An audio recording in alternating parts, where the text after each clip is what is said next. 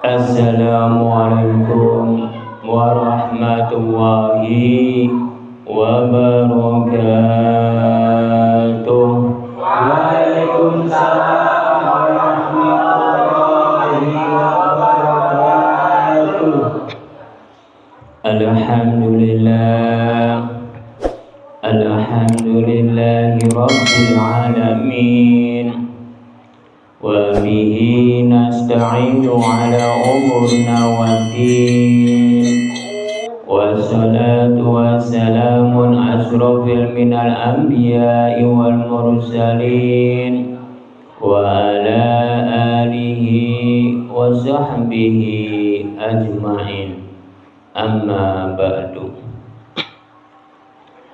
Para bapak dan para ibu dan para saudara-saudara yang saya hormati, para alim ulama yang saya hormati, para tokoh-tokoh masyarakat yang saya hormati, puji syukur alhamdulillah Allah telah melimpahkan rahmatnya dan hidayahnya kepada kita semua, dikasih kesehatan dan umur panjang sehingga kita bisa berkumpul, bertatap muka atau bermuajahah pada malam hari ini. Marilah kita bersama-sama bersolawat serta salam kepada junjungan Nabi kita Muhammad sallallahu alaihi wasallam. Marilah kita tingkatkan keimanan kita, ketakwaan kita kepada Allah Subhanahu wa taala. Marilah kita bersama-sama belajar pengaosan pada malam hari ini. Pada malam hari ini kita semua ini mendapatkan barokah-barokah atas Gusti Allah terhadap umat manusianya. Kita semua ini mendapatkan barokah-barokah kesehatan-kesehatan, barokah-barokah keimanan-keimanan pada malam hari ini. Kita semua ini mendapatkan barokah dan keimanannya, sehingga bisa menghadiri di dalam pengaosan-pengaosan pada malam Senin ini. Karena yang tidak mendapatkan barokah-barokah dan tidak mendapatkan keimanan-keimanan dipastikan tidak akan hadir pada malam hari ini, walaupun keadaannya sehat, apalagi keadaannya kurang sehat. Bila yang bisa hadir pada malam hari ini berarti mendapatkan barokah-barokah dari Sang Pencipta. Benar atau tidak para jamaah? Ya. Alhamdulillah, para jamaah ini menjawabnya dengan benar dan baik. Pada malam hari ini, di dalam pengawasan-pengawasan pada malam Senin ini akan membahasnya di dalam kitab Nur Jati yang berbunyi hidayah. Kita semua ini mendapatkan hidayah-hidayah dari Sang Pencipta, sehingga kita semua ini bisa menghadiri di dalam pengawasan-pengawasan pada malam hari ini. Berarti kita ini mendapatkan hidayah-hidayah yang baik, yang bagus, dan yang benar, dan yang mulia. Karena perjalanan-perjalanan pengawasan-pengawasan ini maknanya belajar. Kita semua ini umat manusia di dalam dunia ini semuanya belajar. Tidak ada yang pintar. ada yang belajar baik, ada yang belajar mulia, ada yang belajar tentang ilmu kebaikan-kebaikan, ada yang tentang belajar ilmu kebenaran-kebenaran. Kita semua ini sedang belajar di dalam perjalanan-perjalanannya. Karena di dalam ya jabriyah maknanya perjalanan manusianya. Karena yang dibahas pada malam hari ini berbunyinya hidayah. Tapi saya membahasnya yang pertama kalinya dari huruf ya jabriyah, perjalanan manusianya. Karena kita semua ini pada malam hari ini, kita semua ini dalam keadaan belajar di dalam perjalanan manusia yang baik, yang bagus, dan yang benar, dan yang mulia. Pada malam hari ini kita semua ini sedang menjalankan pelajaran-pelajaran tentang perjalanan umat manusia. Pada malam hari ini yang dibahas entar ini perjalanan umat manusia yang menuju ke tanah suci Mekah, kata orang banyaknya. Padahal tanah suci Mekah itu tidak ada. Karena yang dibilang suci itu adanya di diri umat manusia, bukan sebuah daerah, bukan sebuah benda. Kita semua ini membahas tentang perjalanan umat manusia. Pada malam hari ini membahasnya tentang haji. Tentang perjalanan seorang umat manusia yang sedang berjalan untuk ziarah ke tanah suci Mekah, kata orang banyaknya. Ziarah itu maknanya hijrah. Hijrah dari Indonesia ke tanah suci Mekah, kata orang banyaknya. Padahal ziarah itu maknanya hijrah. Orang Indonesia hijrah ke tanah suci Mekah. Padahal tanah suci Mekah itu tidak ada. Yang bisa suci itu adalah perjalanan umat manusianya, bukan sebuah benda. Kata orang-orang banyak, bila orang naik haji, lalu perjalanan di dalam naik hajinya itu lalu meninggal di sana. Lalu kebanyakan orang menyatakan seorang ulama yang besar bila naik haji di sana lalu meninggal di sana, lalu dijaminkan surga untuk orang yang udah meninggal itu. Itu penafsiran yang kurang pas dan kurang benar. Bila umat manusia yang berziarah haji ke tanah suci Mekah atau Madinah, lalu meninggal di sana, lalu dijaminkan surga, berarti letak surganya berarti adanya di Mekah dan Madinah.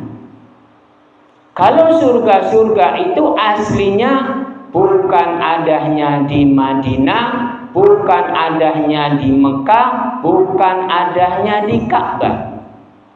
Tentang surga itu semuanya adanya ing diri umat manusianya. Karena yang merasakan nikmat itu umat manusianya. Yang merasakan bahagia itu umat manusianya. Bukan sebuah benda, bukan sebuah daerah.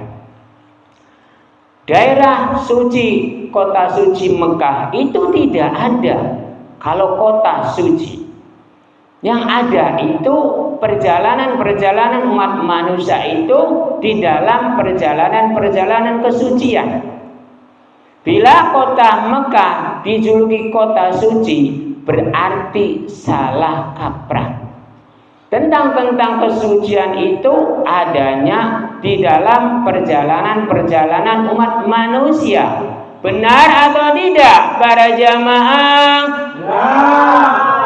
Karena yang mengerjakan itu umat manusianya, bukan sebuah Ka'bah, bukan sebuah kota Mekah, bukan sebuah Madinah daerahnya. Yang bisa mengerjakan kebaikan-kebaikan, yang mengerjakan kemuliaan-kemuliaan, itu umat manusianya. Jadi yang mendapatkan surgawi itu bukan orang Mekah, bukan orang Madinah, bukan Ka'bahnya. Jadi yang mendapatkan surgawi itu di seluruh umat manusia di dalam dunia ini semuanya mendapatkan surgawi. Bukan orang Mekah saja, bukan orang Madinah saja. Yang saya anehkan, seluruh umat manusia namanya para alim ulama atau kiai atau ustadz atau para gus-gus atau buya-buya atau para habaib atau para imam menyatakan bila ada orang yang berziarah haji entar di sana di kota Mekah lalu meninggal, lalu jaminan surga. Berarti seluruh penduduk kota Mekah itu berarti sudah dijaminkan surganya. Berarti kota Madinah itu juga dijaminkan surganya. Bila ada pendatang ke sana, lalu meninggal ke sana, lalu masuk surga. Itu penafsiran-penafsiran yang kurang pas dan kurang benar. Bila orang Mekah atau orang Madinah, kok banyak yang larinya ke Indonesia? Karena orang Timur Tengah itu katanya itu udah dijaminkan surgawi. Tapi kok banyak yang lari ke Indonesia orang Timur Tengah. Jadi surganya itu ada di mana? Apakah ada di kota Timur Tengah? Apakah Madinah? Apakah Indonesia? Itu semuanya, semua orang itu tidak ada yang tahu tentang letak surgawi itu. Tapi kalau di dalam kitab Nurjati terletaknya tentang surgawi atau neraka itu ada ing diri umat manusianya itu masing-masing. Bukan orang Mekah saja, bukan orang Madinah saja, bukan orang Timur Tengah saja, bukan orang Indonesia saja, bukan orang Malaysia atau Amerika atau Cina atau Soviet. Itu semuanya itu bukan. Yang mendapatkan tentang surgawi itu adanya di diri umat manusianya itu masing-masing. Dan yang mendapatkan neraka juga itu umat manusianya itu masing-masing. Bila ada orang tentang ziarah haji ke sana lalu meninggal di sana, orang siapapun, orang Afrika atau Cina atau Indonesia atau Malaysia atau Uni Eropa, semuanya tentang yang ziarah haji ke sana lalu meninggal di sana lalu dijaminkan surga. Berarti penafsiran itu kurang pas dan kurang benar. Yang benar itu tentang surgawi itu ada di diri umat manusia. Tentang neraka juga ada di diri umat manusia. Saya mempertegaskan seperti ini. Saya mengucap berkali-kali ini supaya paham. Karena letak surga ada di diri umat manusia. Letak neraka juga ada di diri umat manusia. Karena tentang kenikmatan ada di diri umat manusia yang merasakan. Tentang kesengsaraan neraka itu juga umat manusia yang merasakan. Bukan Mekahnya, bukan Madinahnya, bukan Ka'bahnya. Benar atau tidak para jamaah? Tentang kebenaran, tentang tidak kebenaran, itu letaknya dari mana para jamaah? Sekali lagi, tentang letak kebenaran, tentang letak kesalahan, itu letaknya dari mana para jamaah? Alhamdulillah, para jamaah ini udah paham letak kebenaran dan letak kesalahan itu adanya di diri perjalanan umat manusia. Berarti para jamaah ini saya nilai 100% benar. Karena para jamaah ini saya didik hari demi hari, minggu demi minggu, sedikit demi sedikit jadi paham. Jadi mengerti tentang tausiah dari saya. Bila saya didik hari demi hari, minggu demi minggu, lalu tidak paham, berarti para jamaah ini disebut apa para jamaah? Alhamdulillah, kalau mengerti tentang ucapan itu. Kalau yang tidak mengerti pasti orang bodoh. Kalau mengerti berarti orang pintar. Karena tentang kegiatan pada malam hari ini semuanya di dalam pelajaran. Karena pada malam hari ini di dalam pengawasan malam Senin ini judulnya di dalam Ya Jabriyah perjalanan manusianya berketepatan dengan hubungan dengan haji di bulan haji. Jadi saya membahas di bulan haji. Karena pada bulan-bulan ini banyak yang naik haji, berangkat haji atau ziarah ke tanah suci Mekah. Itu kebanyakan orang menyebutnya tanah suci Mekah. Padahal tanah itu tidak ada yang suci. Daerah itu tidak ada yang suci. Yang suci itu ada di diri umat manusia. Ada di diri umat manusianya itu bukan di jasadnya, tapi di perjalanan umat manusianya. Contohnya pada malam hari ini, kita semua ini sedang menjalankan kesucian di dalam pengawasan atau tausiah pada malam hari ini. Kita ini sedang menjalankan, sedang belajar.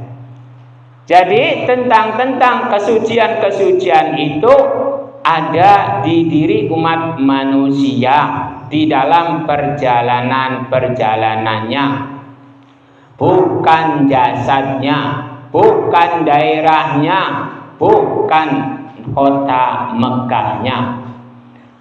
Pada hari ini banyak yang berbondong-bondong seluruh dunia, semuanya ziarah ke Mekah semua, ke Mekah dan Madinah. Banyak orang yang menyebut bahwa semua orang datang ke tanah Mekah itu dengan tujuan yang pertama adalah tamu dari Gusti Allah.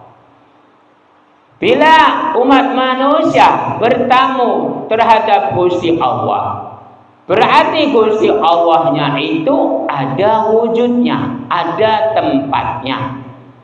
Jadi saya mau bertanya terhadap para jamaah, Apakah Gusti Allah itu, Sang Pencipta itu ada wujudnya, ada tempatnya? Tidak, para jamaah.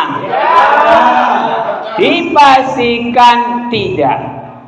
Cuman kebanyakan orang, golongan ulama-ulama yang besar menyatakan bila naik haji itu bertamu dengan Gusti Allah.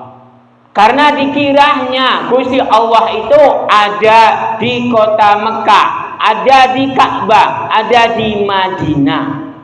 Padahal Gusti Allah itu tidak ada yang tahu dimanapun. Karena Gusti Allah itu tidak berwujud. Karena di dalam alif jari'i ing badane Gusti Allah tidak berbentuk, tidak berwujud, tapi nama, tidak berwarna. Gusti Allah itu tidak ada warnanya, cuman nama. Nama itu ada ing rasa. Rasa itu ada di diri umat manusia. Jadi Sang Pencipta itu tidak ada di Ka'bah, tidak ada di Mekah, tidak ada di Madinah. Bila ada orang menyatakan kota Mekah atau Ka'bah atau Madinah itu rumah Allah, itu berarti penafsiran seperti itu salah kaprah. Bila Gusti Allah Mekah itu, Ka'bah itu rumahnya Baitullah, berarti rumahnya Baitullah, berarti Gusti Allah itu berwujud. Gusti Allah itu manggon terhadap Ka'bah, terhadap kota Mekah. Penafsiran seperti itu salah kaprah.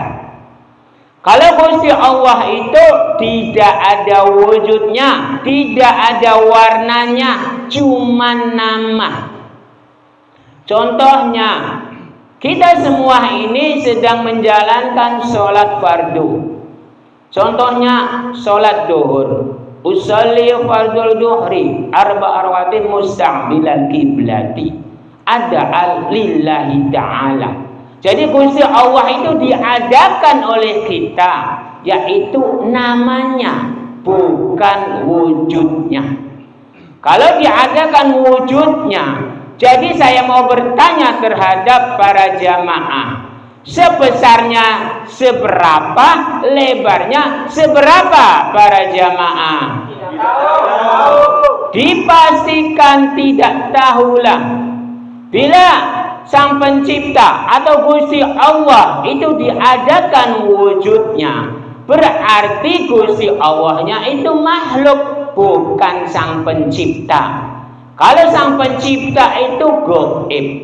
Kalau gaib itu tidak ada yang tahu. Sebangsa jin itu bukan gaib. Sebangsa jin itu makhluk. Sebangsa malaikat juga makhluk. Yang gaib itu adalah Sang Pencipta, bukan sebangsa jin, bukan sebangsa malaikat. Semuanya makhluk bila ada wujudnya. Yang tidak ada wujudnya itu adalah Sang Pencipta, tidak berwujud, tidak berwarna. Itu adalah Sang Pencipta. Bila seluruh umat manusia menyatakan tentang rumahnya Baitullah adanya di Ka'bah, rumahnya Baitullah adanya di masjid, rumahnya Baitullah adanya di musola. Itu kebanyakan orang menyatakan seperti itu. Itu salah kaprah.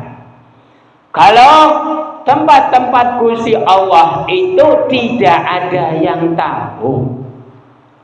Kalau tempat musola atau tempat masjid itu untuk beriktikaf, untuk berdiam diri, merenung terhadap Gustinya, terhadap Sang Penciptanya umat manusianya itu, bukan rumahnya Allah, bukan rumahnya Sang Pencipta.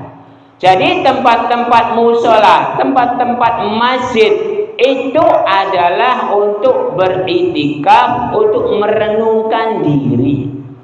Tentang ibadah sholatnya, itu untuk indiri umat manusianya itu masing-masing. Jadi kita semua ini sedang menjalankan tentang ibadah haji. Berarti ibadah haji itu sebenarnya itu hanya ziarah.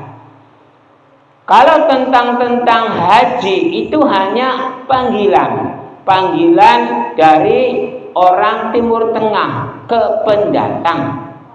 Contohnya orang Jawa datang ke sana, lalu langsung dipanggil haji kalau laki-laki.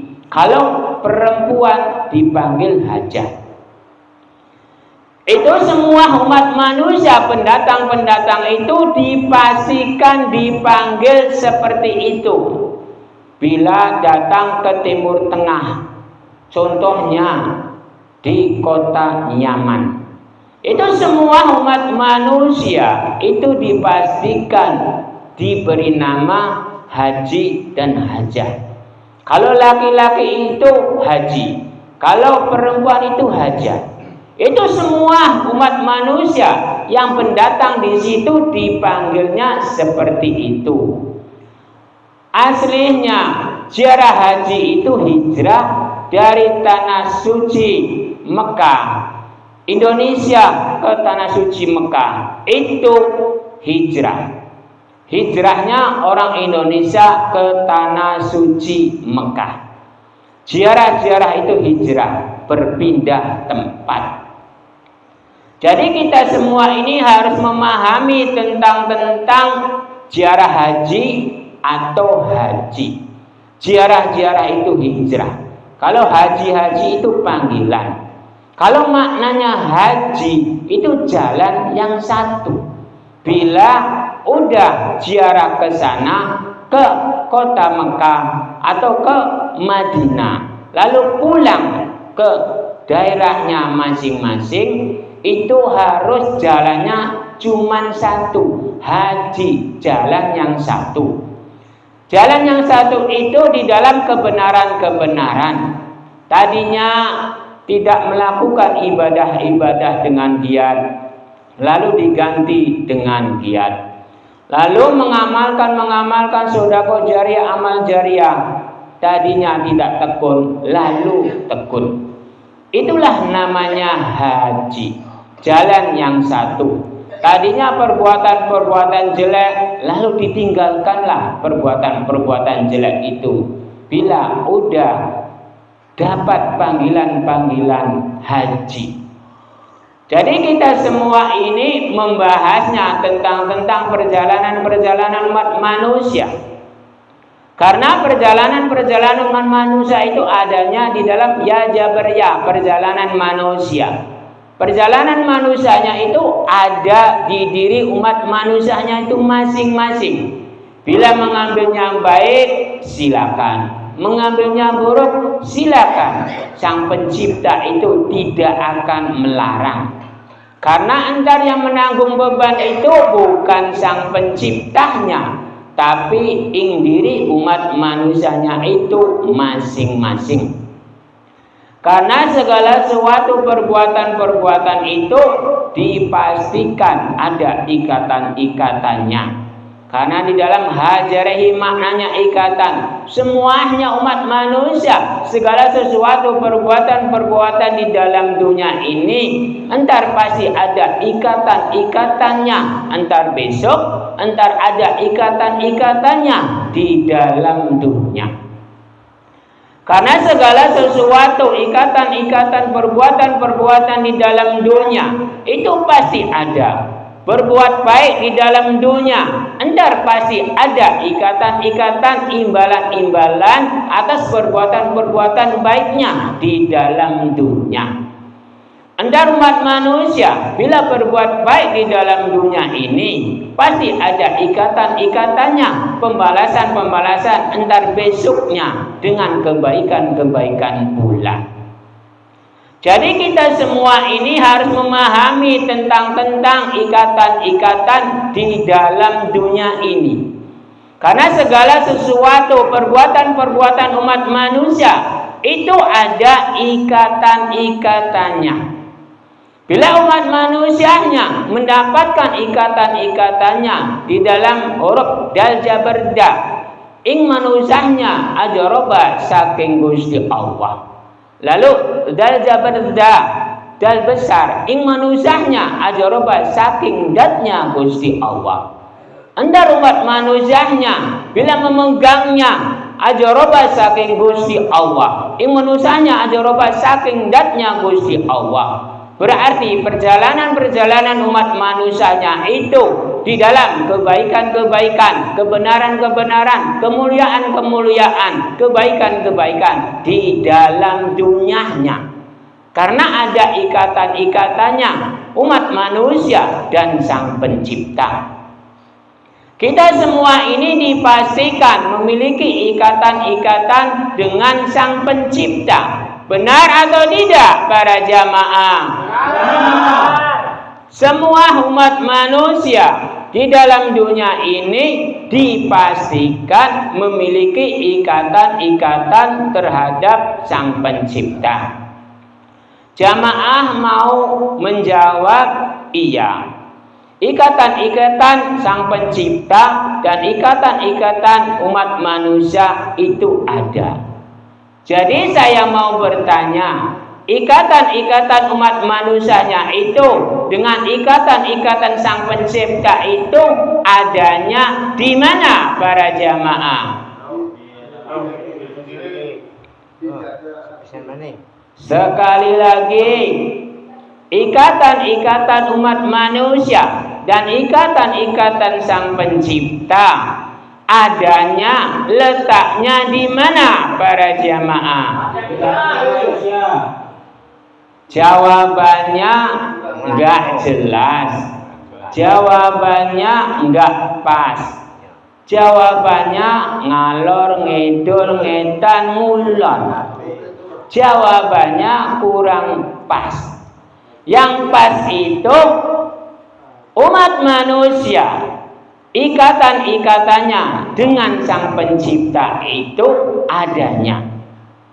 Sang Pencipta menciptakan makhluk namanya manusia. Itu diciptakan oleh Sang Pencipta. Bila diciptakan, Sang Pencipta itu ada. Bila umat manusia tidak diciptakan oleh Sang Pencipta, berarti Sang Pencipta itu tidak ada. Jadi ikatan-ikatan umat manusia dan ikatan-ikatan Sang Pencipta itu, bila Sang Pencipta menciptakan makhluk, berarti Sang Pencipta itu ada ikatannya. Bila Sang Pencipta itu tidak menciptakan makhluk, berarti tidak adalah ikatan-ikatan dengan Sang Pencipta. Benar atau tidak para jamaah? Benar. Alhamdulillah, sedikit demi sedikit para jamaah ini mengerti tentang pertanyaan-pertanyaan saya. Kita semua ini dipastikan ada ikatan-ikatannya. Contohnya, seorang lelaki dipastikan ada ikatan-ikatannya dengan seorang perempuan. Benar atau tidak para jamaah? Ya. Kalau bilang laki-laki dan perempuan langsung paham ya? Saya bingung kalau bilang perempuan langsung paham 100%. Jadi bingungnya kalau saya tanya dengan ikatan-ikatan umat manusia dan ikatan-ikatan Sang Pencipta, jawabnya ngalor ngidul ngitan ngulon. Tapi kalau saya tanya ikatan-ikatan laki dan ikatan-ikatan perempuan, langsung paham. Karena umat manusianya itu lelaki butuh perempuan, perempuan butuh lelaki. Benar atau tidak para jamaah? Ya. Alhamdulillah, para jamaah ini menjawabnya benar dengan kencang. Karena lelaki dan perempuan itu bila bertemu pasti kencang larinya. Benar enggak para jamaah?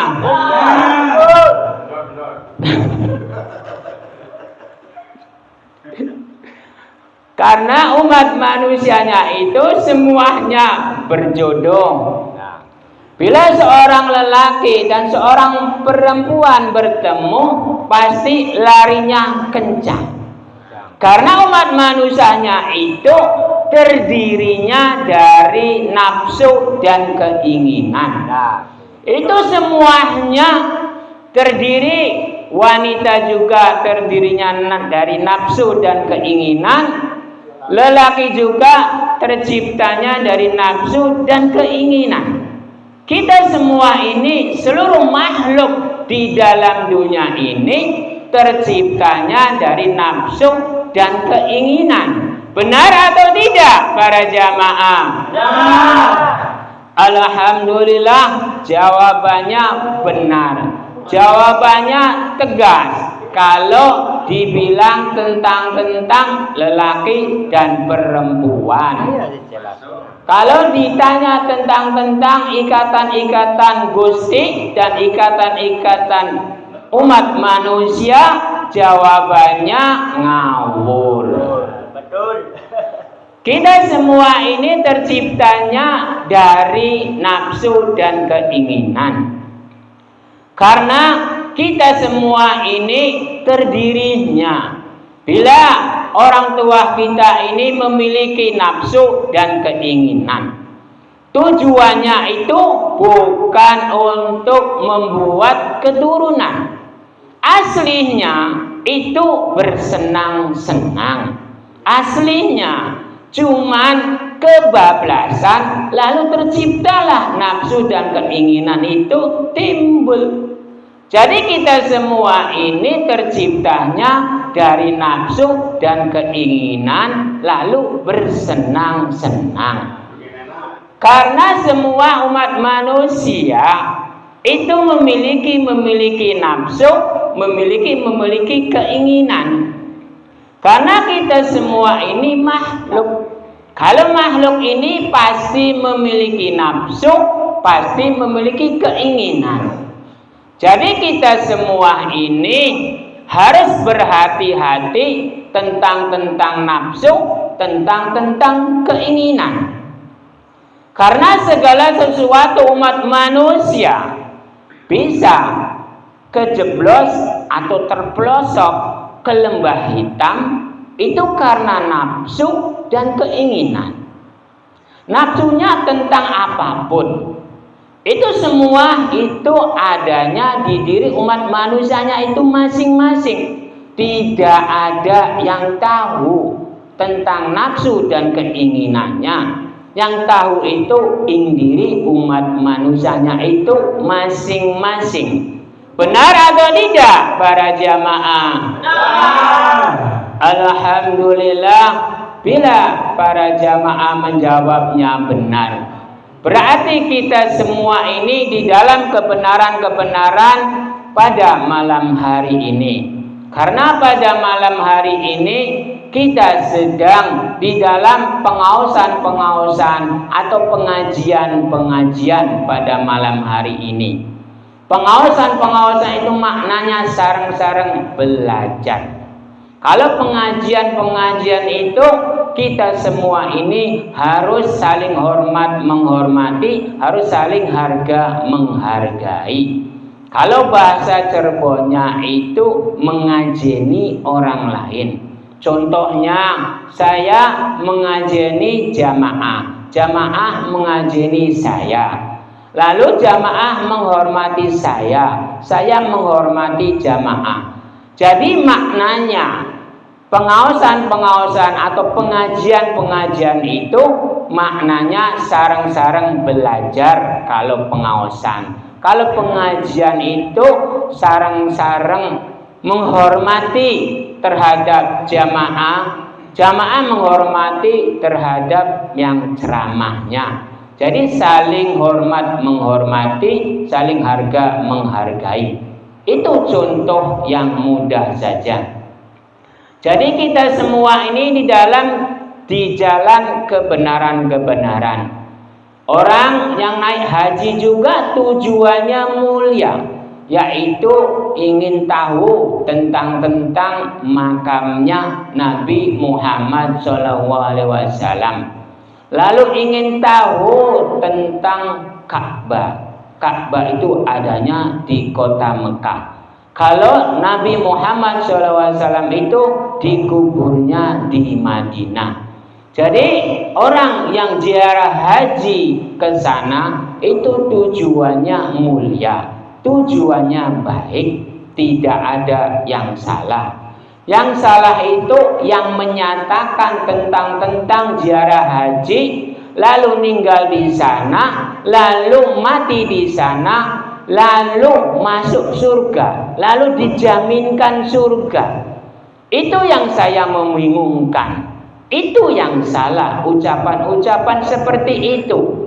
Yang banyak ucapan-ucapan seperti itu adanya di golongan-golongan ulama-ulama yang besar, di golongan imam-imam yang besar, di dalam kiai-kiai yang besar, di dalam ustadz-ustadz yang besar, gus-gus yang besar, buya-buya yang besar, habaib-habaib yang besar, menyatakan seluruhnya bila yang meninggal di sana lalu masuk surga, langsung masuk surga. Surganya di mana para jamaah? Saya mau bertanya. Bila bertanya saya lalu dijawab surganya ada ing dirinya sendiri, berarti benar 100%. Karena surga itu ada ing diri umat manusia, neraka juga ada ing diri umat manusia. Bila ada yang menyatakan surga ada di kota Mekah, surga ada di Madinah, surga ada di Ka'bah, itu penafsiran-penafsiran yang salah dan besar. Saya mengucap salah dan besar itu karena surga itu tidak ada yang tahu. Surga itu belum dibuka, neraka belum dibuka, alam pertimbangan belum dibuka, alam mahsyar belum dibuka. Yang dibuka itu alam kubur, alam dunia, alam rahim, alam kandungan. Jadi kita semua ini harus paham tentang yang dibuka seberapa, yang belum seberapa. Yang dibuka itu alam rahim, alam dunia, alam kubur.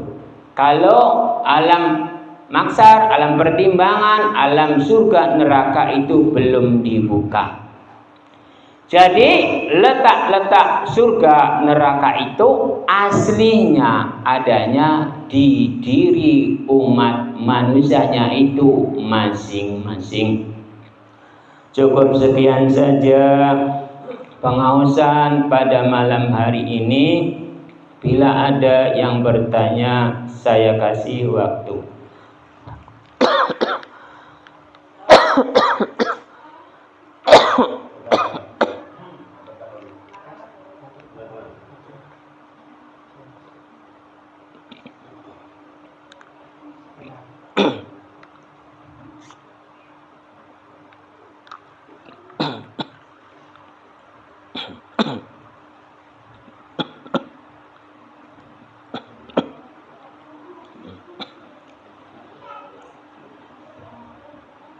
Bila tidak ada yang bertanya, entar saya tutup dengan doa.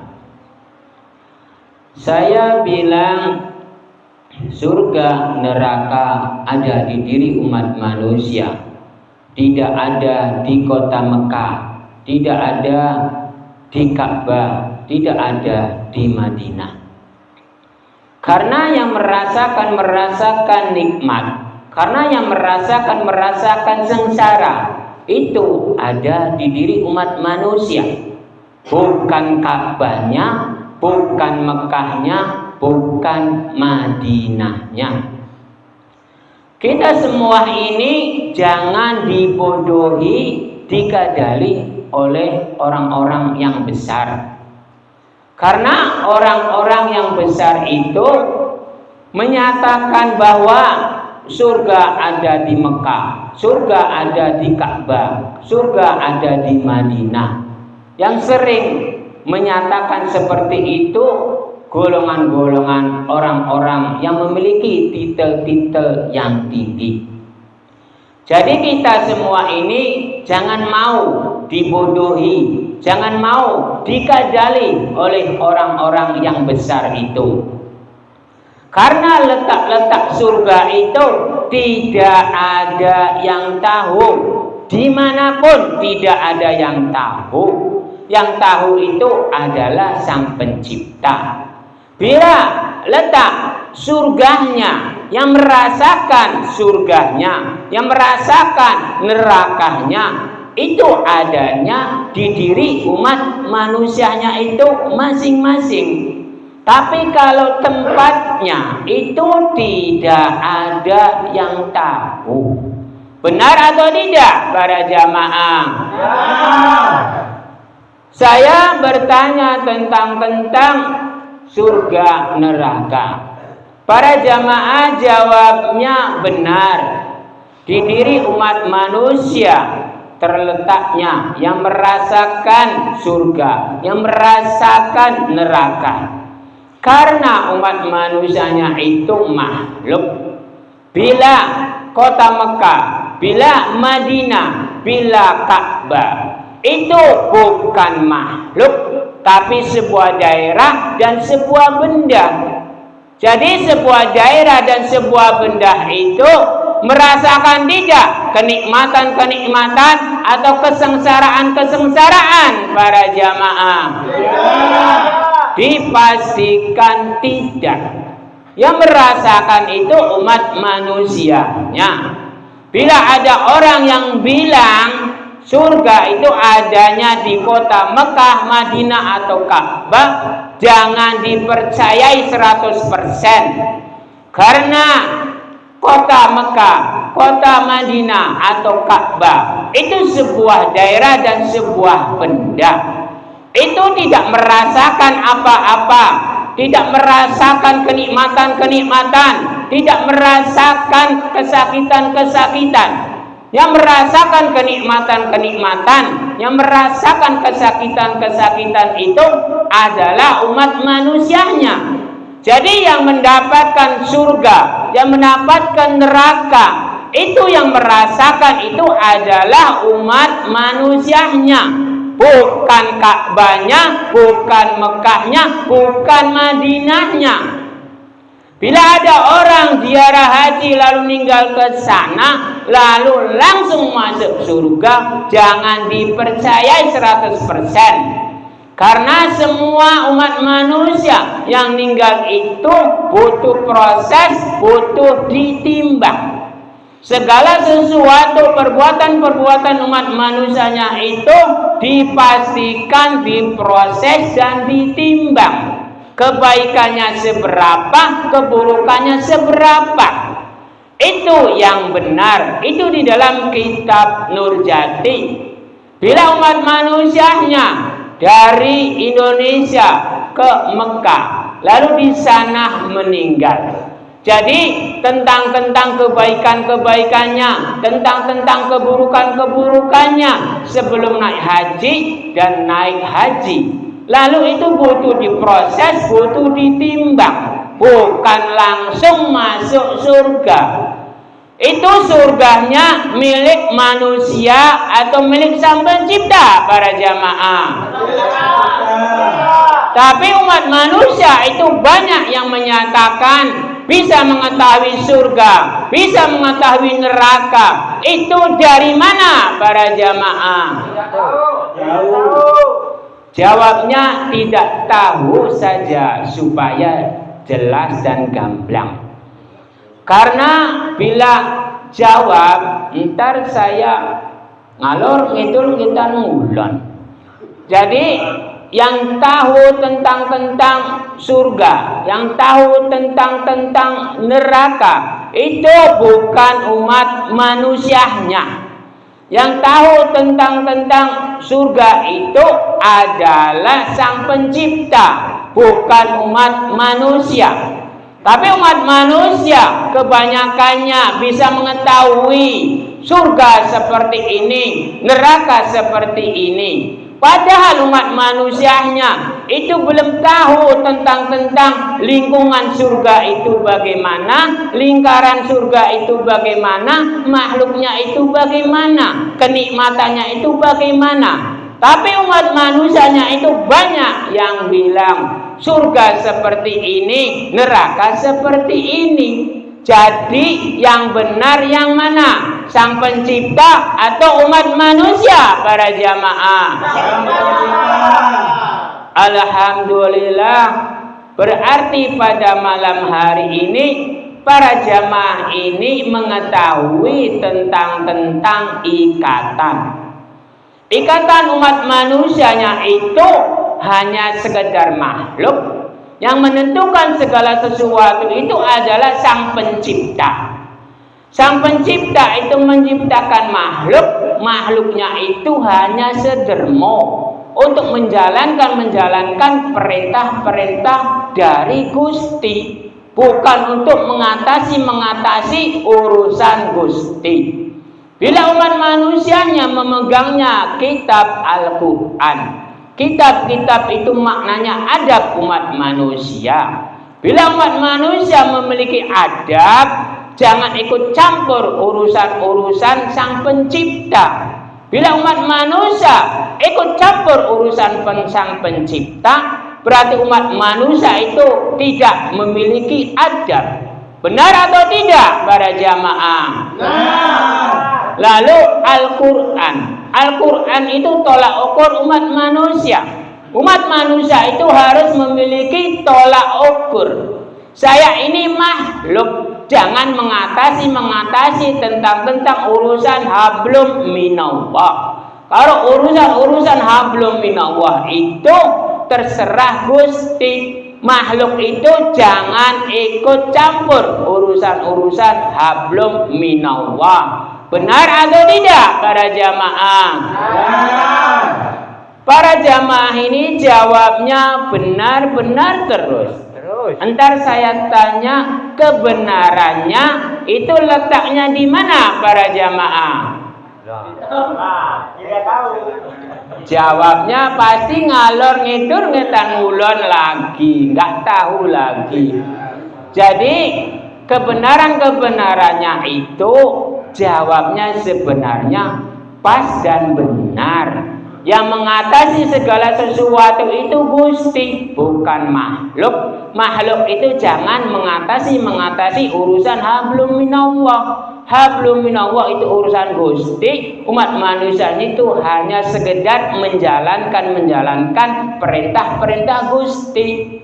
Bila umat manusianya memiliki adab, itu harus tahu diri. Umat manusianya itu jangan ikut campur urusan Sang Pencipta. Berarti umat manusianya itu memiliki adab. Bila umat manusianya ikut campur urusan Gusti, berarti umat manusianya itu tidak memiliki adab. Zaman-zaman sekarang umat manusianya itu banyak menjadi Tuhan-Tuhan. Berarti umat manusianya itu tidak memiliki adab, tidak memiliki tolak ukur. Berarti yang dipegang itu bukan kitab Al-Quran. Kalau yang dipegang kitab Al-Quran itu dipastikan tahu umat manusianya itu harus memiliki adab, umat manusianya itu harus memiliki tolak ukur. Bila umat manusianya menjadi Tuhan-Tuhan, berarti umat manusianya itu tidak memiliki tolak ukur, tidak memiliki adab. Zaman-zaman sekarang umat manusianya itu banyak yang menjadi Tuhan-Tuhan. Contohnya, umat manusia yang sedang ziarah haji ke sana, antar pahalanya sekian derajat. Itu tahunya dari mana? Indinya saja kebaikan-kebaikan atau keburukan-keburukannya seberapa, dinilai dirinya saja, bisa enggak? Dipastikan tidak bisa. apalagi menilai perbuatan-perbuatan orang lain. Berarti umat manusianya itu tidak memiliki adab, tidak memiliki tolak ukur, karena yang dipegangnya bukan Al-Quran.